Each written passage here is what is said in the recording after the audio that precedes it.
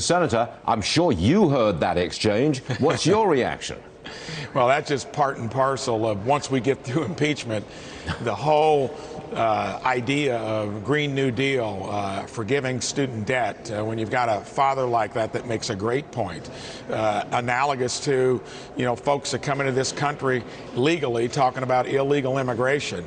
We got so many other things to talk about. We're being dominated now by a process that we'll get through, and we'll get back to stuff like that. But when you actually see President Trump go up against the agenda that Democrats, whether they're moderate or extremists, talk about, that's when the American public is really going to sit up and pay attention.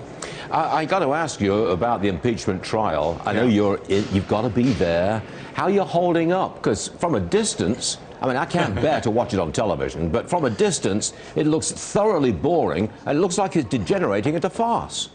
The only way you could be enthralled by this is if you didn't listen to any of it in the House. And there were 3 versions there, and I watched it closely, and there's not one new piece of information that has come forward. It's repackaged, remarketed, and you know what happens when you do that? That means it's a flimsy product in the first place, and we're getting through that. And one other point, a good friend from my hometown, Jasper, Indiana, president of the school board, Bernie Vogler, I served with him for 4 years, or for 10 years, several years ago, says don't lose sight of what we see, which is a partisan effort to take out a president, to delegitimize the election in 2016. And he said that's what's going to drive the public as we get through this impeachment farce. It's based on a flimsy circumstantial case on a quid pro quo. There was not an actual quid pro quo, so they're trying to build a circumstantial case. It's not going to work. I just want to carry this forward because you have a news conference coming up in 2 hours with Senator Lindsey Graham. Can you give us a preview? What's this about?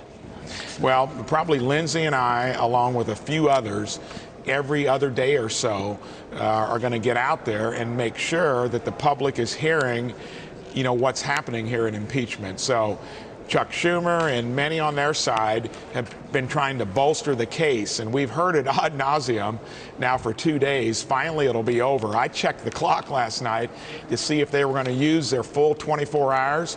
They had 9 hours and 47 minutes left, with exactly about 1 hour and 47 minutes to go. So yes, we're going to hear another 8 hours of it tonight, and we're going to get our point of view out there, so you don't possibly think that just by getting overloaded with information, time of possession is not going to win this. It's going to be the underlying issues, and their case is flimsy. That's why they think they can swamp us with overload of information. You see, Senator, you just have to put that fidget spinner away and stop doing the crossword puzzle, and don't try to sneak out for coffee. It's just that's the way it is. Have a stash of snacks maybe in your drawer there, which I think all of us have found a way to get through this. We feel for you, Senator. We do.